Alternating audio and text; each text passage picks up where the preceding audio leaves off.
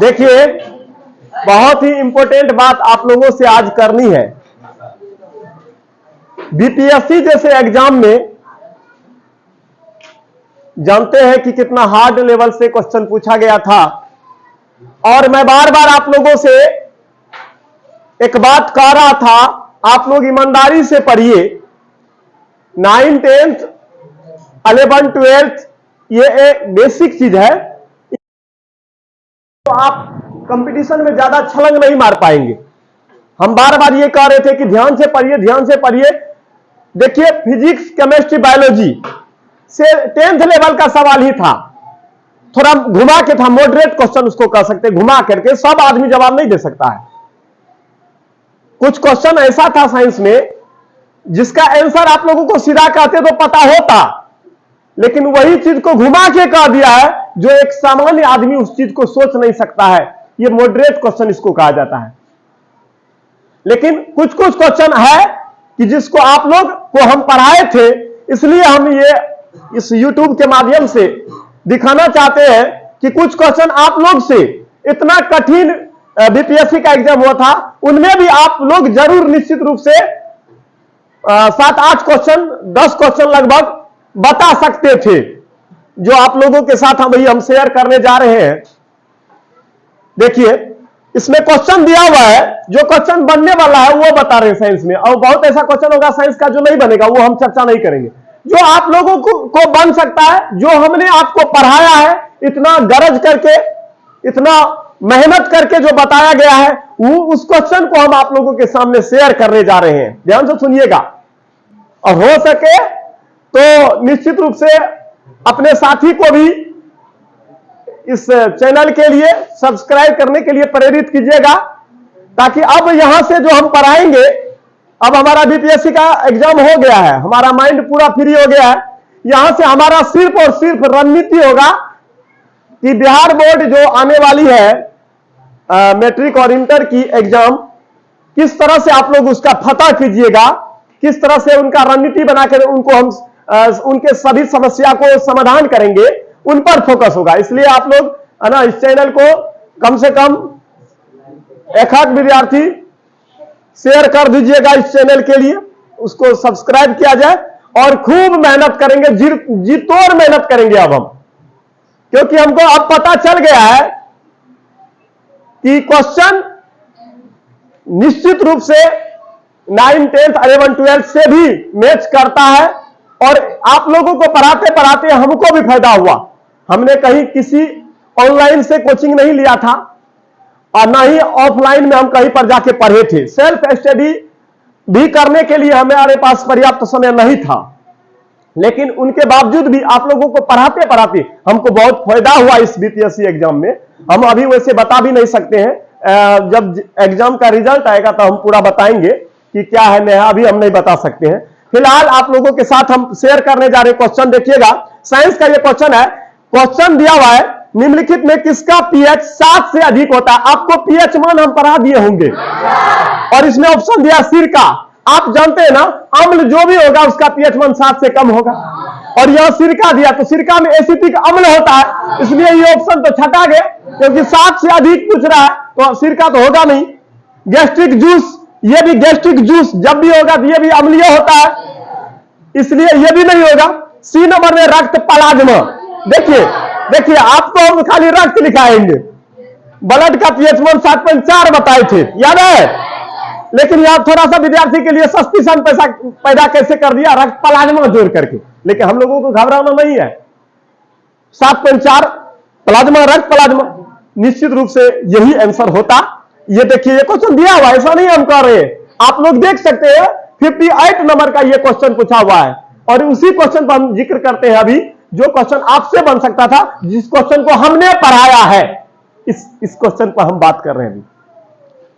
एक और क्वेश्चन है 59 में, देखिए दिया नीचे में क्वेश्चन है, एक सामान्य नेत्र लेंस की फोकल दूरी कितनी होती है। क्या ये क्वेश्चन आप लोग को पढ़ाया गया था? ये देखिए, ये क्वेश्चन पूछा हुआ है। ये क्वेश्चन बीपीएससी एग्जाम में ये सेट डी का है, सेट बी का ये 59 नंबर में ये क्वेश्चन आप देखिए, आपको हमने पढ़ाया था ये 25 सेंटीमीटर, ये निश्चित रूप से ये क्वेश्चन पूछा हुआ और हम पढ़ाए थे, है ना। ऐसा दावा हम नहीं कर रहे हैं कि हम ही जो पढ़ाए थे, हमारे जैसे जैसे बहुत सारे पढ़ाए थे, लेकिन आप लोग 9th विद्यार्थी को, 9th के विद्यार्थी को, 11th के विद्यार्थी को, 12th के विद्यार्थी को इसलिए हम दिखा रहे हैं, देखिए कि आपके सिलेबस से आपको जो पढ़ाया गया वो क्वेश्चन बीपीएससी जैसे एग्जाम में पूछ रहा है। इसलिए आप लोग ईमानदारी से अभी से मेहनत कीजिएगा, आपके जो आने वाले सुनहरा भविष्य होंगे उसमें काफी ये योगदान करेगा, ये पढ़ाई जो आप लोग बैठ के पढ़ रहे हैं। आगे अब देखिए ये क्वेश्चन भी 60 नंबर का क्वेश्चन देखिए, एक लाइन से दिया हुआ है। 60 नंबर का क्वेश्चन आपको पढ़ाए थे और हम बोल रहे हैं अपना आंसर आप लोग बोल दीजिएगा, हमको पूरा विश्वास है आप लोगों के ऊपर। क्वेश्चन हम बोल रहे हैं, शुष्क बुझे हुए चूल्हे पर क्लोरीन जैसी गैस की क्रिया से कौन सा पदार्थ बनता है? याद है जी, विरंजक चूर्ण आपको पढ़ाए भी थे, CaO तो शुष्क बुझे हुआ चूना का सूत्र CaO और Cl2, आंसर हो जाएगा सी, ये विरंजक चूर्ण का। क्या ये क्वेश्चन पढ़ाया गया था?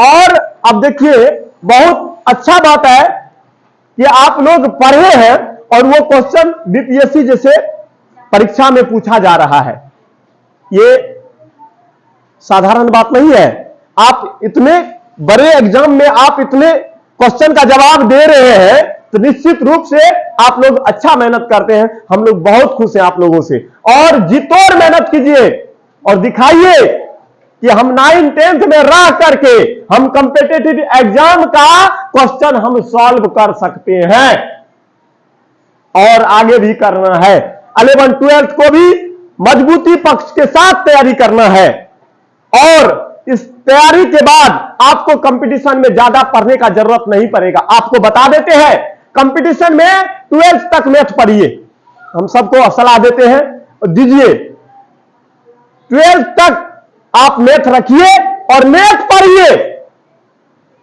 क्योंकि 12th के बाद पढ़ाई नहीं होता है कंपटीशन में। मैथ आप जितना बढ़िया से आप प्रोसेस माध्यम से पढ़ रहे हैं अभी ये 9th 10th में 11th 12th में मैथ, बाद में कंपटीशन में वो चीज नहीं रहता है। इसलिए अभी पूरा हुमस के पढ़ लीजिए, पूरा ईमानदारी से मेहनत अभी कर लीजिए, बाद में मेहनत करने की जरूरत नहीं होगी। अगर आप सुख चाहते हैं ना, अभी पूरा तपिए, पूरा तपिए, तब जाके आपको सुख मिलेगा। लेकिन कहिएगा अभी हम ऐश करेंगे तो जिंदगी के अंतिम समय जो होता है, जो बुढ़ापा अवस्था, उसमें बहुत कष्ट आएगा, याद रखना। इसलिए अभी पूरा मेहनत कीजिए, बाद में सुख मिलेगा। अभी सुख कीजिएगा, बाद में बहुत ही ज्यादा तकलीफ होगा। इसलिए अभी, और अभी नहीं तो कभी नहीं। समझे कि नहीं समझे? इसलिए पूरा ईमानदारी से पढ़िए। एक एक विद्यार्थी को हम ये बात बता रहे हैं, इसलिए बार बार आपको बोल रहे हैं आगे में आपका एग्जाम है और पूरा ईमानदारी से अभी भी मेहनत कीजिए, समय को व्यर्थ नहीं जाने दीजिए। आप खुद स्वार्थी बनिए, दूसरे की बातों में ना आए, है ना। अब बताइए, कोई कहेगा चलिए मार्केट काम है, उनको हम कहा जाएंगे अपना समय व्यर्थ करने के लिए? उनके लिए गए कि नहीं गए? लेकिन वही आपका विरोध करेगा एक दिन। इसलिए स्वार्थी बनिए। कोई कहेगा यहां चलिए, कहेगा हमको काम है, हमको पढ़ना है, क्यों जाएंगे? क्यों जाएंगे, है ना। कोई रिलेशन में कह दिया आइए निमंत्रण है, तो पूरा हम कहे जाएंगे, हमारा वहां पर का जरूरी है अभी? ये सब चीज सोचिए। और अगर जाने से 5 दिन जाने से आपका कितना नुकसान होता है ये पता है आपको? जो चीज है वो भूल जाता है। अच्छा, हमको कई विद्यार्थी ने कहा था सर पढ़ते हैं भूल जाते हैं, ये बीमारी सही है भूलना। अगर जो नहीं भूलेगा वो भी कोई लोग है जी, उनको भूलना बहुत जरूरी है। अब कहिए सर ऐसा बात आप क्यों बोल रहे? तो सुनिए, सब चीज बढ़िया होता है? नहीं होता है। बहुत ऐसा चीज होता है जिनको आपको भूलना बहुत जरूरी है। आपके बगल में कोई एक्सीडेंट करके मर गया और जिंदगी भर आपको याद आएगा, उससे पहले आप मर जाएंगे, तो उसको भी भूलना जरूरी है ना। बहुत ऐसा निगेटिव पॉइंट आपके जीवन में आएगा जिनको भूलना बहुत जरूरी है। तो उसके साथ साथ में याद रहने वाला चीज जो पढ़ते हैं वो भी भूल जाते हैं। स्वाभाविक सी बात है, आप भूलिएगा। अब सब भूल रहे हैं तो पढ़ाई वाला चीज नहीं भूलिएगा, वो भी भूलिएगा। लेकिन कहिएगा सर तो कैसे होगा, याद कैसे होगा, हम आगे में परीक्षा कैसे देंगे, याद कैसे रहेगा, हम कंपटीशन में कैसे पास करेंगे? तो ध्यान से सुनिएगा, हम 3 फार्मूला अभी बता रहे हैं, एक daily, weekly, monthly. Daily, weekly, monthly, बोलिएगा तो डेली, वीकली, मंथली। ओआ से लेकर ककारा काहे न भूले, पता है? क्योंकि मास्टर साहब का चार्ट डेली चलता था बच्चा में, नहीं चलता था तो सप्ताह में एक बार जरूर चल जाता था, उससे भी नहीं चलता था कि महीना में एक बार जरूर चल जाता होगा। इतना चार्ट लगा, इतना रिपीट हुआ कि उन चीज को हम नहीं भूल पाते हैं। और चीज क्यों भूल जाते हैं? क्योंकि उनको आप रिपीट ही नहीं करते हैं। तो बुरे चीज का, मान लिया कोई चीज हम देख लिए, मान लिया कोई चीज हम बुरा चीज सुन लिए, तो उन चीज को निकाल देना, वही निकालना है, उसी वक्त निकालना है, उसको रिपीट नहीं करना है। रिपीट किसको करना है? जो चीज हमारे आने वाले समय में हमको मदद करेगा, जिनसे हम बहुत अच्छा कर पाएंगे, उन चीजों को डेली और वीकली और मंथली एक बार जरूर याद करेंगे। जिंदगी में कभी नहीं भूल सकता, ये हमारी गारंटी है। ये 3 फार्मूला हम लोग कैसे पढ़ते थे? स्नान करने जाते थे ना, तब भी रिपीट करते थे, तभी तो एगो पढ़ाई हो रहा था, हमारा समय तो व्यर्थ नहीं जा रहा था। और कई विद्यार्थी का कहना है सर हमको नींद आता है पढ़ने वक्त। बहुत जरूरी है नींद आना, नींद आना बहुत जरूरी है, नहीं तो आप पागल हो जाइएगा। लेकिन नींद लेना 8 घंटा है, 8 घंटा नींद आराम से ले सकते हैं। उधर 16 घंटा बचा कि नहीं बचा? 16 घंटा में हम आपको कहते हैं 6 घंटा और आप कुछ से कुछ कीजिए, 8 घंटा और कुछ कीजिए, 8 नहीं 10 घंटा कीजिए, तब भी तो 6 घंटा बचा है। 6 घंटा साधारण समय नहीं होता है, उसमें आप अगर मेहनत कर दिए डेली, मैंने कहा था एक फार्मूला कहा था, एक दिन से कुछ नहीं होता है, लेकिन एक दिन जरूर होता है। इसलिए ईमानदारी से आप लोग पढ़िएगा। हम क्वेश्चन फिर आगे बढ़ाते हैं, ध्यान से सुनिएगा।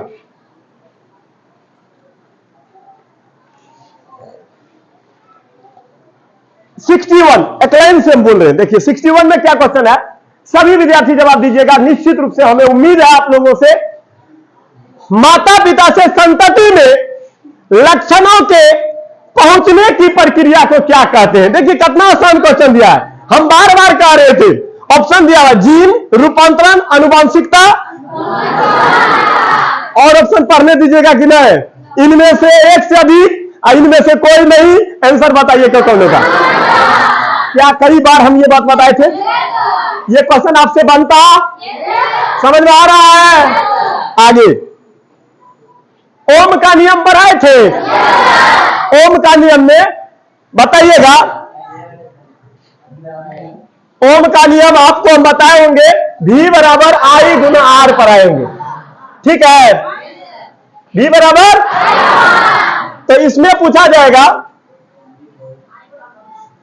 आमीटर को किस क्रम में बताइएगा, तो बताइएगा, या ए मीटर को किस क्रम में पढ़ाए थे कि नहीं पढ़ाए थे? श्रेणी क्रम में। इसको बताइएगा तो वोल्ट मीटर को बताइएगा, याद हो गया ना जी? तो एगो को समांतर, यानी कि आमीटर को श्रेणी क्रम में, आमीटर को किस क्रम में? श्रेणी क्रम में, और वोल्ट मीटर को किस क्रम में? समांतर क्रम में। याद हो गया कि नहीं? बताओ जी। याद होना नहीं था हमको, यह क्वेश्चन बताना था। ये क्वेश्चन पूछा हुआ 62 में है ना। ओम का नियम में आमीटर को किस क्रम में और वोल्ट मीटर को किस क्रम में? तो आमीटर को किस क्रम में? श्रेणी क्रम में, और वोल्ट मीटर को समांतर। ये क्वेश्चन ईमानदारी से बताइए, बताया गया था कि नहीं? और ये क्वेश्चन 62 में देखिए, 57, 58, 59, 60, 61, 62। ये क्वेश्चन एक लाइन से हम जो पढ़ाए थे वो आपको मिला कि नहीं बताइएगा? मिल रहा है ना? आगे देखिएगा और भी बताते हैं। देखिएगा 63 का कितना आसान क्वेश्चन है। कह रहा लोहे के बुरादे में तनु हाइड्रोक्लोरिक अम्ल डालने से क्या होता है? तो लोहे का फॉर्मूला, जो लोहे का जो संकेत होता है वो F ही होता है। इसमें कह रहा है हाइड्रोक्लोरिक अम्ल डालेंगे, 2HCl डाल दिए तो क्या होगा बताइए, FeCl2 हो जाएगा, नहीं हो जाएगा, प्लस H2 हो जाएगा। नहीं समझ में आया? तो यह ऑप्शन है, कोई प्रतिक्रिया नहीं। ये बात तो गलत है, प्रतिक्रिया तो होगा। हाइड्रोजन और आयरन क्लोराइड उत्पादन होता है। हाइड्रोजन और क्या होता है बताइएगा, आयरन क्लोराइड दिया हुआ है। हाइड्रोजन और आयरन में ना FeCl2, आयरन क्लोराइड नहीं हुआ। और कौन सा गैस, हाइड्रोजन। समझ में आया? ये आपका 63 नंबर में ये क्वेश्चन पूछा हुआ है। किस नंबर में? 63 नंबर में। देख रहे हैं, एक लाइन से बताया गया चीज मिल रहा है। आगे देखिए, एक और क्वेश्चन आपके दिमाग का ये उपज है। ये क्वेश्चन, बाढ़ को रोकने के लिए क्या करना चाहिए? ऑप्शन ए, वनोन्मूलन, चराई और वन रोपण। देखिए, चराई करेंगे तो बाढ़ रुकेगा और आएगा। आएगा कि नहीं आएगा? आएगा। और वनोन्मूलन का मतलब होता है कि वन को काटना। अब बताइएगा, जब वन को काट दीजिएगा तो और बाढ़ में आ जाएगा। इसलिए यहां पर दिमाग लगाना था कि वन रोपण होना चाहिए। देखिए, एग्जाम में क्या होता है कि आपको दे देगा एक, अब देखिए वनोन्मूलन का अगर आप मतलब नहीं जानते तो आप तो कंफ्यूजन में रहते। लगता है रे वनोन्मूलन भी होगा, वन रोपण भी होगा क्या, चूंकि वन तो दोनों में लगल है। लेकिन ये आपको पता अगर है कि वनोन्मूलन का मतलब होता है कि वनों की संख्या में घटोतरी, है ना, तो आप बुझ जाते अगर वन घटेगा तो बाढ़ के पानी को कैसे रोकेंगे रे? इसका मतलब है कि गलत हो जाएगा। और इसलिए हमारा ये सोच जो है वन रोपण वाला सही हो जाएगा। अगर आप मतलब जानिएगा तब ना, मतलब का ना मतलब निकालिएगा, नहीं जानिएगा तो होगा। इसलिए आप लोगों से बार बार हम ये चीज कहते हैं। और भी क्वेश्चन आप लोगों को दिखा रहे हैं।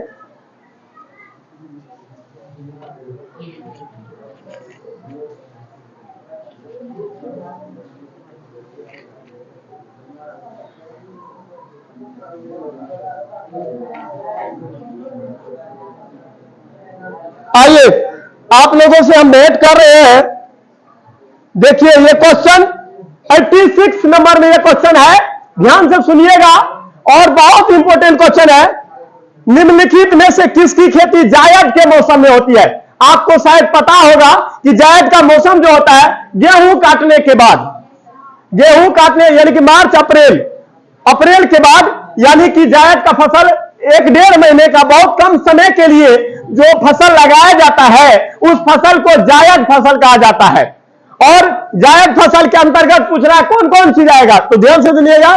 जायद फसल कह रहा है कि जायद किस पर कह रहा है, निम्नलिखित में किसकी खेती जायद के मौसम में की जाती है? ऑप्शन ए तरबूज, खरबूजा, खीरा। तो इनमें से सभी, इनमें से कोई नहीं, बताइएगा। एक बात बताइएगा, हम कैसे दिमाग लगाए? वैसे हम जानते भी थे, हम दिमाग कैसे लगाए सुनिएगा। खीरा आता है तो वही समय में तरबूजो बिकता है, वही समय में खरबूजो बिकता है। इसका मतलब लगता है कि तीनों मैच कर रहा है, नहीं लग रहा है? तो इसलिए हम बुझ गए कि लगता है कि जायद फसल। सब वैसे जानते भी थे मौसम के आधार पर कौन सा फसल, रबी क्या होता है, खरीफ क्या होता है, जायद हम पहले से भी जानते थे, ऐसा नहीं है।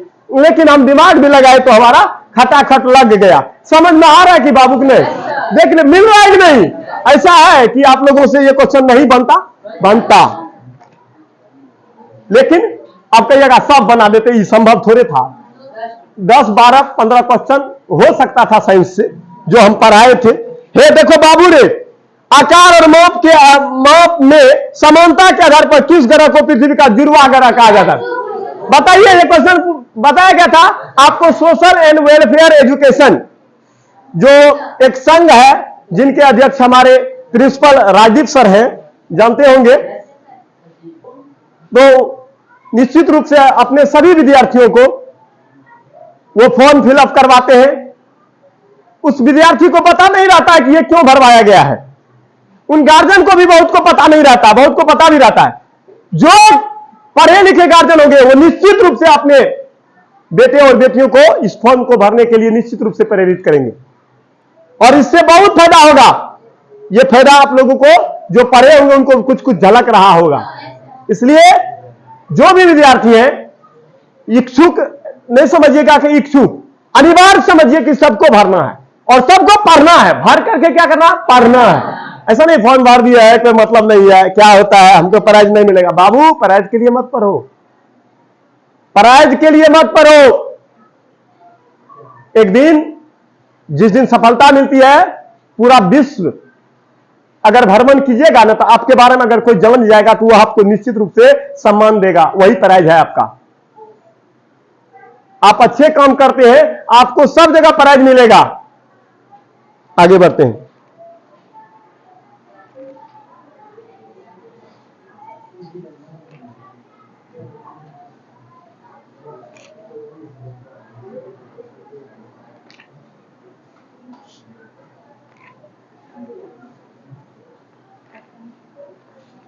देखिए और क्वेश्चन कौन पूछा हुआ, देखिए यहां पर हम दिखा रहे हैं।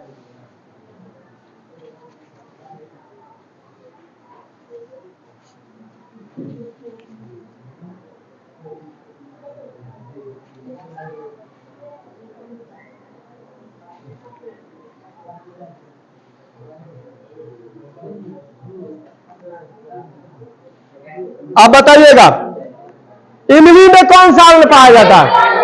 ये 51 नंबर में ये क्वेश्चन आप लोगों को हम बताए थे ना, याद करवाए थे ना। इमली में टार्टरिक अम्ल, सेब में मेलिक अम्ल है ना, सिरका में एसिटिक अम्ल है ना, मक्खन में ब्यूटरिक अम्ल। पढ़ाए थे कि नहीं पढ़ाए थे? ये क्वेश्चन देखिए मिला हुआ है ना, मिला हुआ 51 नंबर में क्वेश्चन मिला हुआ है। उसके बाद 53 नंबर में ये क्वेश्चन देखिएगा, कार्य विद्युत विभव को मापने के लिए किसका उपयोग किया जाता है? बताइए क्या होगा? वोल्ट मीटर में होगा।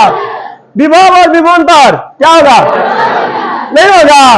ये क्वेश्चन भी, चुंबक क्षेत्र कौन सा राशि है? तो बताइए, ये तो सदिश राशि, क्योंकि ये दिशा को बता, उत्तरी और दक्षिणी दिशा बताता है ना, साउथ पोल और नॉर्थ पोल। तो बताइए सदिश राशि होता है कि नहीं होता? बताइए, क्वेश्चन मिल रहा है, बहुत क्वेश्चन आपको, हमको इससे खुशी हुआ है ना। सबको भी होना चाहिए, जो बढ़िया से पढ़िएगा वो जरूर निश्चित रूप से सब दिन खुश रहिएगा।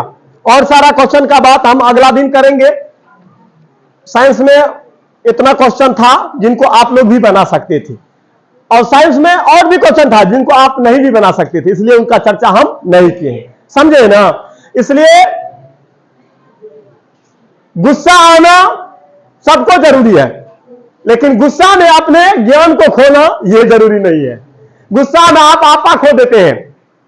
गुस्सा करना है, लेकिन गुस्सा में कोई रिएक्शन नहीं कर देना है, ठीक है। सोना है, लेकिन इतना नहीं सोना है कि रावण बन जाना है, समझे ना, ठीक है। और उसके बाद भूलना है, लेकिन इतना नहीं भूल जाना है कि बढ़िया क्वेश्चन को भूल जाना है। खराब का चीज को, जितना निगेटिव पॉइंट है अपने जीवन से उसको निकाल दीजिए। आज आया मेरे जीवन में, आज विदाई नहीं रे, तब हम जाके अच्छा विद्यार्थी बनेंगे और हमको याद रहेगा। आज निगेटिव आया, आज विदाई। आज पॉजिटिव आया, आज पढ़ेंगे, सप्ताह में पढ़ेंगे, महीना में एक बार पढ़ेंगे। कोई भूल के दिखा देना तो कोई नहीं भूल पाएगा। इसलिए रणनीति आप लोगों को बता दिया गया है। और एग्जाम के समय जब 1 से 1.5 महीना बचेगा, उस समय हमारा जो पढ़ाने का तरीका होगा वो बिल्कुल अलग होगा, क्योंकि हम OMR को कैसे रखना है, क्वेश्चन कैसे बनाना है। मान लिया जाए हमसे ऑब्जेक्टिव पूछा जाए 50 मार्क, 50 में हम 30 जानते हैं, तो 20 को कैसे बनाना है, उनके लिए हम अलग ट्रिक देंगे। जो जीवन में कभी नहीं पढ़ा है उनके लिए हम अलग ट्रिक देंगे, उनके लिए भी ट्रिक है। वो एग्जाम के वक्त सब बताया जाएगा। OMR को कैसे फिलअप करना है, गलती नहीं करना है, वो सब सारी चीज को बताया जाएगा। वो एग्जाम के वक्त आप लोगों को बताया जाएगा। 1 से 1.5 महीना पहले ये इन सब चीजों को निश्चित रूप से बताया जाएगा। और आप लोग अभी कुछ ना करते हुए सिर्फ पढ़ाई पर ध्यान दीजिए, समझे कि नहीं समझे? आपका पूरा मनोकामना पूरा हो जाएगा और आप निश्चित रूप से कामना कर रहे हैं, जिन चीजों की आप अपने जीवन में मांग कर रहे हैं, डिमांड कर रहे हैं, वो चीज आपको निश्चित रूप से मिलेगा, ये 100% गारंटी। तब तक के लिए फिर अगला दिन मिलेंगे। आप लोगों को धन्यवाद, थैंक यू।